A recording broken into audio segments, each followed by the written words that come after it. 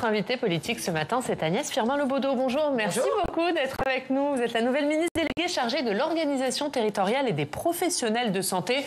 On verra ce que recouvre votre ministère, évidemment, dans quelques instants. On est ensemble pendant 20 minutes pour une interview en partenariat avec la presse régionale représentée par Christelle Bertrand du groupe La Dépêche. Bonjour Christelle. Bonjour Ariane, bonjour Agnès Firmin-Lebaudot. Bonjour. Et on va évidemment longuement parler des questions de santé à Agnès Firmin-Lebaudot. Et d'abord, ce qui s'est passé cette nuit à l'Assemblée, où les députés ont donc voté le texte sur la crise sanitaire, voté, mais largement remanié. Ils ont notamment rejeté la possibilité de rétablir le pass sanitaire aux frontières, ainsi que pour les voyages vers les Outre-mer et la Corse. C'est un échec pour le gouvernement ? C'est un échec pour la santé des Français. De voir une partie des LR s'allier avec le Rassemblement national et la NUP pour voter contre la santé des Français, parce que c'était bien l'objectif de ce pass frontière, de donner la possibilité, c'était pas de le rétablir, c'est de donner la possibilité au cas où... Si la situation sanitaire s'aggravait plus. Si un variant arrivait dans les pays frontaliers ou très proches des pays de nos territoires d'outre-mer, la possibilité c'est pas contre le gouvernement que les personnes qui ont voté contre ont voté, c'est contre la santé des Français. Mais qu'est-ce qui s'est passé ? Le texte n'a pas été suffisamment préparé en amont, discuté avec ces groupes ? Ce texte a fait l'objet d'avancées, puisque en commission, le gouvernement avait proposé la progression jusqu'au 31 mars.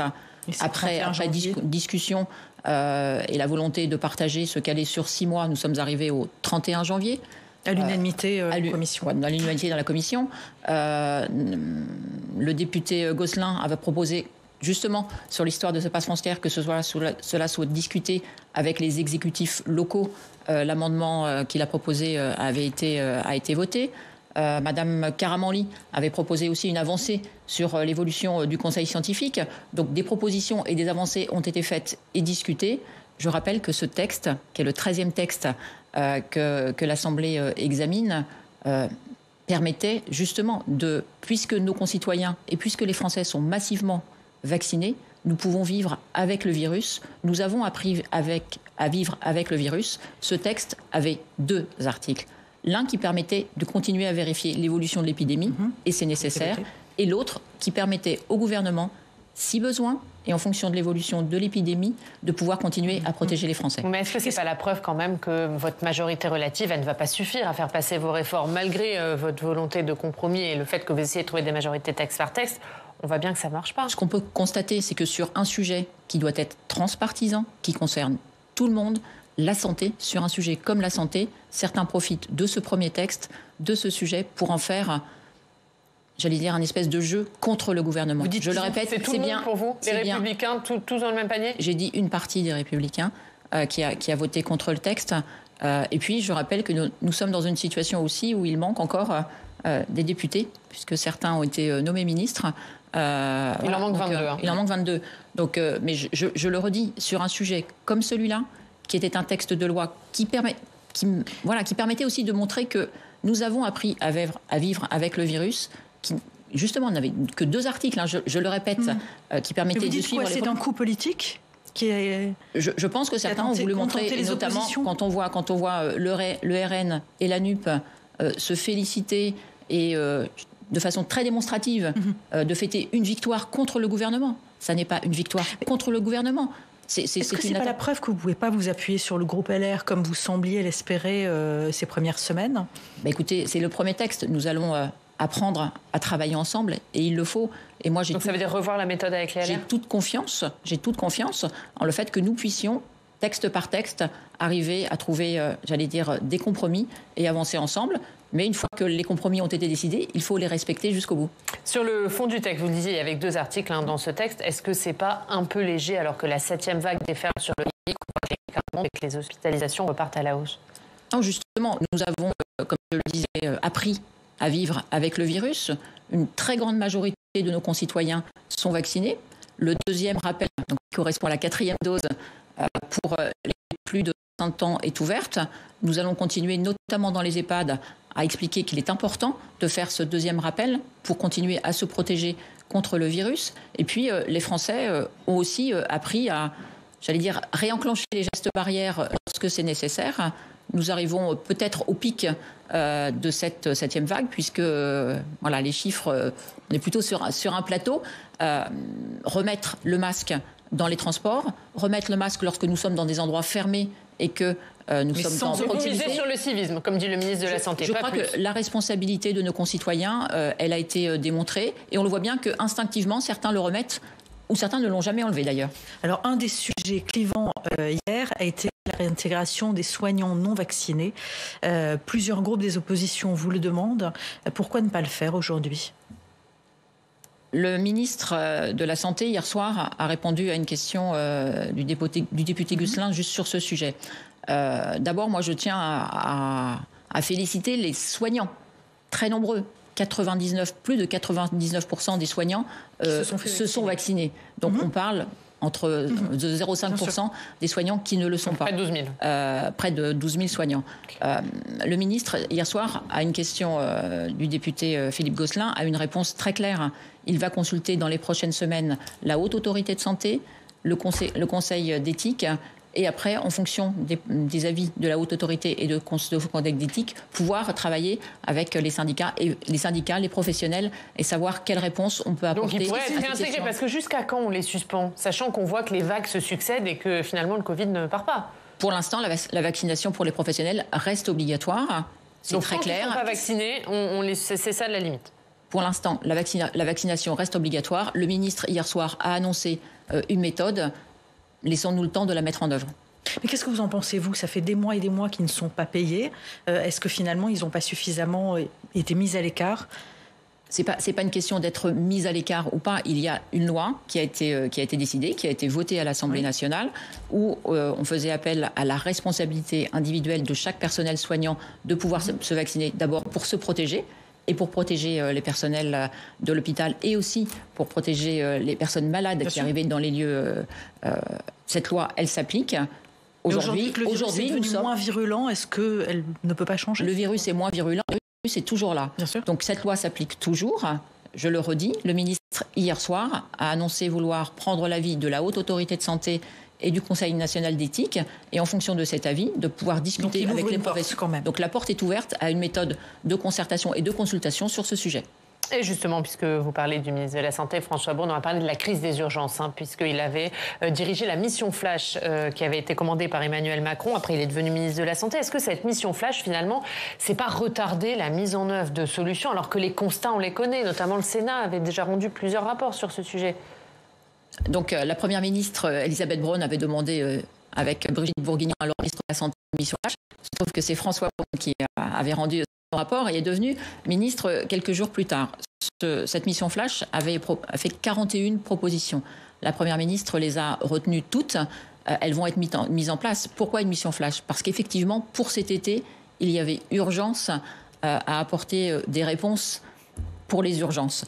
Ces 41 propositions vont être mises en œuvre très rapidement, puisque, les décrets ont été signés dès ce week-end, pour que sur tous les territoires, les ARS puissent les mettre en œuvre en fonction de la situation de chacune des urgences. Toutes les propositions vont être mises en œuvre, notamment l'idée de fermer les urgences la nuit ? C'est pas l'idée de fermer les urgences la nuit, c'est... Je le redis, et je crois qu'il faut le dire et être très clair à tous nos concitoyens, toute personne en situation d'urgence vitale sera prise en charge. Et les autres ? Les autres, à partir du moment où les urgences sont fermées, on peut faire le 15, et le 15 répond et réoriente. Au Havre, nous avons, et lors de ma première visite la semaine dernière, à visiter le service d'accès aux soins, on appelle le 15 tout de suite, en fonction de la situation qui est décelée par l'agent régulateur. On envoie soit vers la médecine de ville, soit vers les urgences lorsque c'est nécessaire. Donc ça veut dire qu'il faut généraliser ce système qui est une sorte finalement de tri, de filtre, en tout cas avant les urgences. Pour vous, il faut le généraliser. Pour cet été, cette solution est proposée, et je sais que beaucoup d'urgentistes le demandent. Mais en tout cas, faites le 15 avant de vous déplacer. Ça permet qui est déjà aujourd'hui surchargé dans certaines régions. Donc est-ce qu'il va y avoir des apports d'effectifs pour le SAMU ou pas, ou comment vous... Parce que ça va être le mariage des SMUR est maintenu. Je le répète, il s'agit bien de répondre à tout besoin d'un concitoyen qui a besoin d'un soin. Une solution sera apportée, et je le redis, toutes les personnes en situation d'urgence vitale seront bien sûr prises en charge. Alors vous dites, Madame la Ministre, qu'on appelle le 15 et qu'on peut être réorienté vers la médecine de ville, mais le problème c'est que dans beaucoup de territoires, les gens ils vont aux urgences parce qu'il n'y a pas de médecine de ville. Comment vous allez résoudre ce problème ? Donc, les gens vont aux urgences parce qu'ils n'ont pas pu trouver une réponse. Donc je le redis, avec le 15 et le système des services d'accès aux soins qui sont testés dans plusieurs départements français, on voit bien qu'on arrive à apporter des réponses. D'abord, 30% des appels ne nécessitent pas la visite chez un médecin ou un passage aux urgences. Et après, on voit bien qu'en se réorganisant avec la médecine de ville, d'où l'intérêt de travailler avec les médecines de ville, mais aussi pour cet été, il y a la possibilité de travailler avec des infirmières, avec d'autres professionnels de santé pour pouvoir apporter une réponse aux besoins de soins de nos concitoyens. Mais Madame la Ministre, justement, me disait Oriane, des médecins qui sont déjà surchargés. Donc comment faire en sorte d'ouvrir des créneaux? C'est une co-construction et une collaboration ville-hôpital. C'est quelque chose dont on parle depuis très longtemps. Et si vous voulez venir voir, ça marche. C'est-à-dire que des médecins de ville donnent des créneaux à ce fameux numéro. Et tout de suite, on a une réponse. Mais ça marche partout ? Pour l'instant, c'était un test dans plusieurs régions. L'idée, c'est pouvoir, en fonction de l'évaluation qui va être fait à la rentrée, d'évaluer et de pouvoir... Non, ça pour les urgences, c'est en test dans plusieurs régions. Mais cette articulation entre médecine de ville et médecine hospitalière, c'est un problème notamment qui a été mis en lumière durant la crise du Covid. Elle se co-construit. Et c'est un problème que vous allez avoir à régler. Et bien, on va essayer de le régler. Vous avez déjà des solutions ? On va pouvoir... Je ne vais pas tout de suite vous donner les solutions, alors que... La méthode que nous souhaitons mettre en place, c'est bien de travailler ensemble pour apporter des solutions. Quand est-ce que vous avez discuté de tout ça, justement, et quand est-ce que tout ça va concrètement se mettre en place ? Écoutez, nous sommes en place depuis une semaine. Mais l'été est là, et on a dit l'été est là, donc les urgences, il y a ces 41 mesures qui sont mises en place, et déjà les décrets ont été signés par le ministre ce week-end pour être mis en application. Je vais rencontrer, moi, très rapidement, toutes les associations d'élus. On va rencontrer tous les professionnels de santé. On va aussi rencontrer les associations de patients, parce que l'idée de construire ensemble, c'est bien de trouver des solutions qui puissent mailler le territoire. Et les territoires ont des solutions à nous proposer, mais les professionnels ont aussi à apprendre. Et on voit bien dans les parcours coordonnés de soins que les professionnels ont beaucoup appris à travailler ensemble pendant la crise sanitaire. Et l'idée, c'est bien de pouvoir continuer à inculquer cette méthode. On va parler des déserts médicaux avec Christelle, mais d'abord, puisque votre ministère, il a un intitulé qui est quand même un peu inédit, chargé de l'organisation territoriale et des professionnels de santé. Qu'est-ce que ça recouvre exactement ? Vous l'avez dit vous-même, et d'ailleurs, lorsque l'intitulé du ministère dont j'ai l'honneur d'avoir la charge à cette nomination, tout le monde l'a résumé à déserts médicaux. C'était à peu près ce que tous les concitoyens m'ont dit, tous les collègues. Vous êtes la ministre des déserts médicaux. Voilà, c'est à peu près, mais je n'espère pas que de ça. Mais il y aura d'autres sujets. Ma feuille de route va bientôt arriver, sans aucun doute. C'est un sujet qui a été entendu par le président de la République. Le fait qu'il nomme une ministre déléguée en charge de l'organisation territoriale, c'est un sujet sur lequel déjà le gouvernement précédent avait commencé à travailler et qu'il faut accélérer parce que la situation est urgente. C'est un sujet sur lequel tous les candidats, dernièrement, d'abord à l'élection présidentielle et ensuite aux élections législatives, nous avons été confrontés, que ce soit en milieu urbain ou que ce soit en milieu rural. Donc de nombreuses pistes ont été mises en œuvre lors du dernier quinquennat. Elles ne portent pas encore leurs fruits. Le numerus clausus, il faut plusieurs années pour former un médecin. Donc la suppression du numerus clausus, qui était la première des mesures à prendre et elle a été prise, ne peut pas encore produire ses effets. Les infirmières de pratique avancée sont en train d'être mises en place. Les assistants médicaux qui permettent de décharger les médecins d'une partie des charges administratives sont en train de se mettre en œuvre. Donc voilà, des pistes sont déjà là, mais en plus, il nous faut apporter, avec les collectivités territoriales, avec tous les professionnels de santé, une autre façon peut-être de travailler ensemble. Et avec François Braun, nous avons bien l'intention de faire en sorte que le ministère de la Santé soit ouvert à toutes les collectivités. Alors justement, oui, avant que toutes ces propositions ne portent leurs fruits, le député mayennais Yannick Favennec, qui siège sur les bancs de la majorité, a proposé une loi pour réguler l'installation des médecins dans les déserts médicaux. Est-ce que vous y êtes favorable ? Et est-ce que ça doit passer par l'Assemblée ? Et ce sujet-là fera partie, bien sûr, des discussions que nous aurons à avoir à la fois avec tous les professionnels, avec les médecins. On ne peut pas, je ne peux pas vous dire oui ou non tout de suite, mais la problématique, et on le sait bien, si cette solution avait marché, elle aurait été mise en œuvre il y a déjà bien longtemps. Donc on voit bien que ce sujet, il revient de façon périodique, mais comme je pour vous, la contrainte, c'est pas la solution.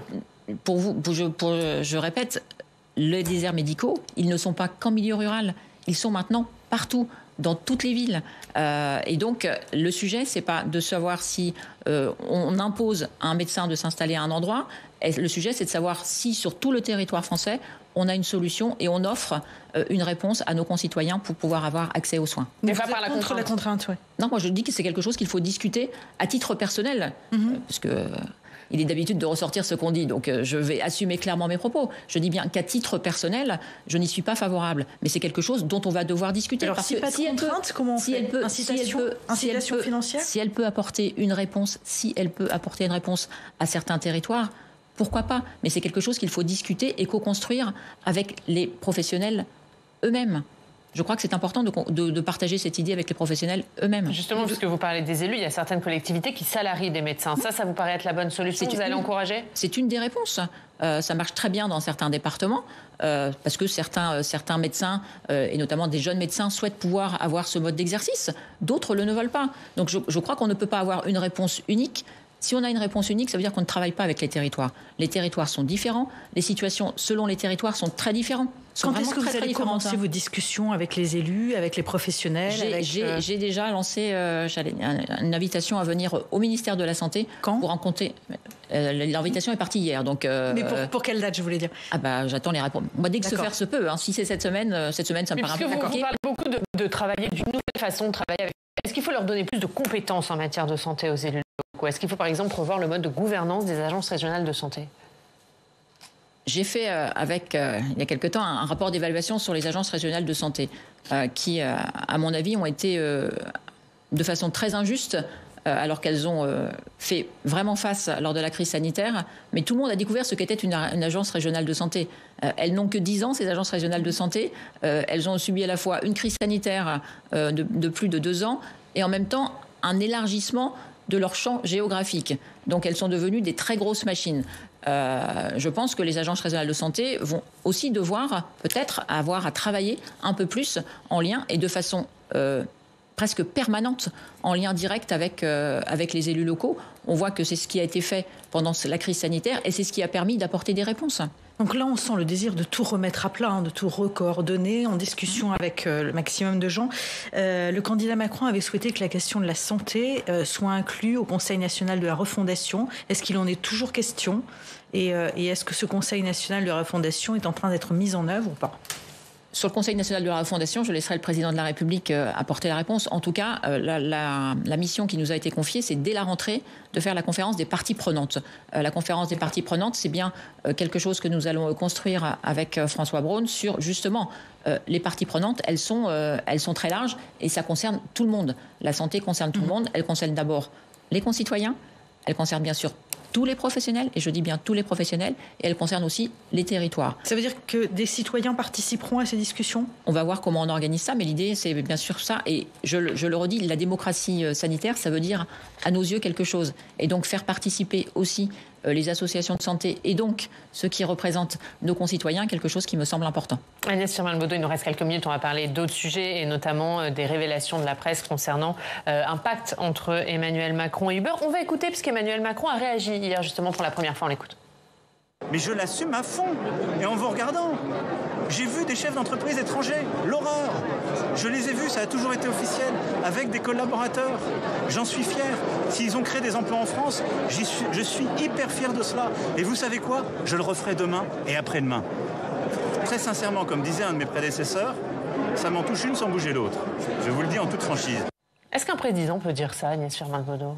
Un autre l'a déjà dit. Oui, c'était Jacques Chirac. Il ne l'avait pas dit publiquement. Ce sont des propos rapportés. Ouais. Non mais, sur le fond du sujet, moi aussi je suis fière qu'un ministre de l'économie ait fait ça. C'est le rôle d'un ministre de l'économie. Comment peut-on reprocher à un ministre de l'économie de rencontrer des entreprises et de se battre pour que des entreprises investissent en France ? Et d'ailleurs, on peut se réjouir du succès de Choose France qui a lieu il n'y a pas avant-hier à Versailles. C'est le sommet sur les investisseurs étrangers. Bon, Uber, c'est quand même une entreprise avec des règles sociales qui sont un peu particulières. C'est peut-être aussi ça ce qui reprochait à Emmanuel Macron. C'est pas du tout ça qui reprochait à Emmanuel Macron. C'est le fait d'avoir rencontré des entreprises, voilà. Et d'ailleurs, de façon Uber, secrète, sans en informer les autres membres du gouvernement. François Hollande a dit qu'il n'était pas au courant. Est-ce que parfois il faut pas avoir des négociations secrètes pour aboutir ? Voilà, c'est le rôle, franchement, qu'un ministre de l'économie souhaite faire venir des entreprises en France, souhaite des investissements en France, c'est pleinement son rôle. Et en tout cas, moi je le redis, je suis fière que le président de la République, ministre de l'économie, l'ait fait. Votre premier déplacement en tant que ministre était au Havre, dans votre ville, mais c'est aussi la ville d'Édouard Philippe. J'ai envie de vous demander quel rôle pour lui dans la future majorité. On le voit peu depuis le second tour des législatives. On l'a beaucoup vu faire campagne pour le président de la République.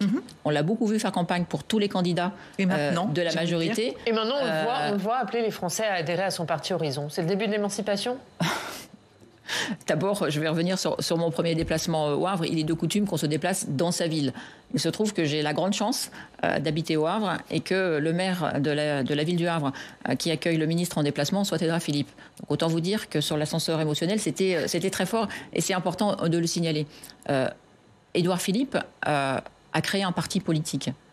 Il n'est pas complètement anormal qu'après avoir fait, je le redis, campagne pour le président de la République et pour tous les candidats de la majorité, il fasse campagne, entre guillemets, une campagne d'adhésion, et lance la campagne d'adhésion, c'est juste...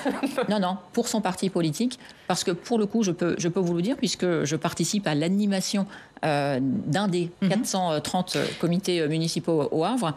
Il y a une forte volonté de nos concitoyens à vouloir partager et vouloir construire. À quoi va servir ce parti pendant 5 ans ?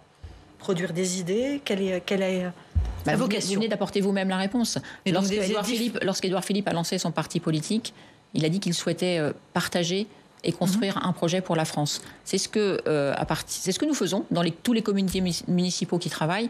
Et je peux vous le dire... construire un projet alternatif à celui qui existe aujourd'hui. Non, il y a un projet alternatif, un projet sur lequel les Français ont voté. C'est le projet qui va être mis en place par le gouvernement auquel 2 ministres Horizon appartiennent. Il y a un groupe Horizon à l'Assemblée qui est dans la majorité, je vous le rappelle, et Édouard Philippe a créé un parti politique. Que le parti politique puisse continuer à vivre sa vie me semble être tout à fait naturel et tout à fait sain pour la démocratie. Merci Agnès Firmin-Lebaudot. Merci beaucoup d'avoir été notre invitée ce matin. Christelle, on regarde la une de la Dépêche Charcuterie, le poison des nitrites. C'est à la une de votre journal. Merci Christelle.